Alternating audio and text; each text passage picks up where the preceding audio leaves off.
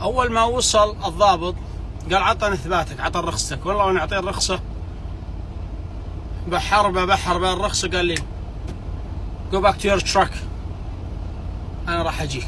قال لي روح لسيارتك يلا انا اجيك، بس باسلوب عارفين شلون اللي يعني استفزازي وشويه نبرته مرتفعه. والله انا رحت لشاحنتي ظليت انتظر هناك. يوم من الايام اسوق انا رايحين على ولايه فلوريدا، بس وين كنت بتينيسي، مدينه ناشفيل. من عند ناشفيل وانا طالع رايحين باتجاه تشارانوغا بناشفيل، فيه يصير 4 خطوط 4 مسارات، 2 اليمين مسموح للشاحنات الكبار يسوقون بين، و2 اليسار غير مسموح. انا كنت بالثاني، مو بالاول، بالثاني. معي على الخط عبد الرحمن، قاعد اسولف واضحك واخذ واعطي معه.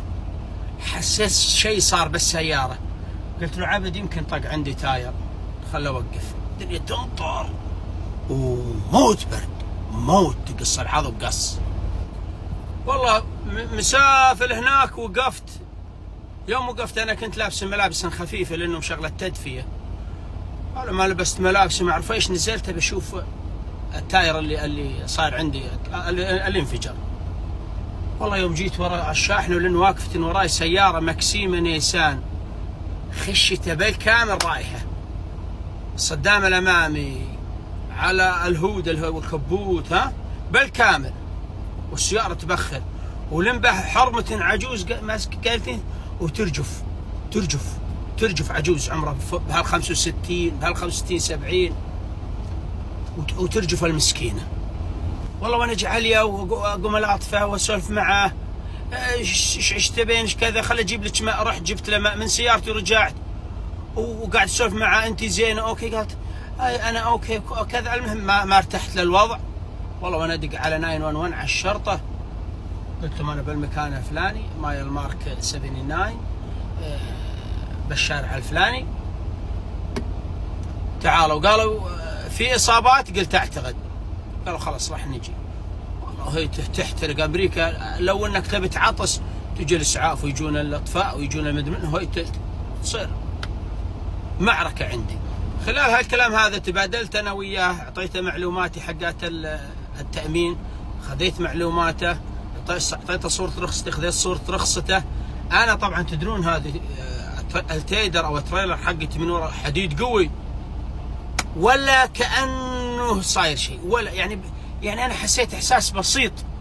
المسكينه شكله مرتفع عنده السكر او كذا، بدون شعور جت على سرعته وضربته. تمام، على السريع ضربته وتاذت سيارتي ما صار له شيء. فجاء الشرطي مثل ما قلت لكم، خذ رخصتي وقال لي روح. والله وانا اصعد بالسياره شويات، يوم جاء الشرطي انا فارش سجادتي داخل السياره، صار داخل السياره ومخلي سجادتي داخل السياره. والله هو يصعد قال لي where are you from brother؟ قلت له Arabian Middle East. قال السلام عليكم. قلت له والله انا بالبدايه تكلم معاي باسلوب يعني كانه يبي خوفا. قلت هذا، قال انا سويت بهذه الطريقه، ما بي قدامهم هذولاك خاف ياخذون يعطون كذا ويحطون الذنب عليك وحرمه كبيره ولا سامح الله يصير معاه شيء. انهيت لك الموضوع، هي ضربتك من ورا غلطانه 100%، وروح وهذا رقم جوالي وانا اخوك. توقف انت منين؟ قال انا ليبي، اصل ليبي. بس كنت ايش بلاك اشقر؟ قال حنا مزيونين مثل ما تقول، تكلم معي انجليزي بس ما يتكلم عربي. قلت له والله يا الليبي فلا يوم من الايام قابلت ليبي اذا ما يطلع رجال ابن رجال. والله يا الربع هذه صارت لي بناشفيل، واعطاني عاد رقم جواله. الحين هو شرطي شكله، ما ادري عاد رتبته هو ضابط ولا فرد عادي، بس اخو خيته. اشكرك واشكر ليبيا.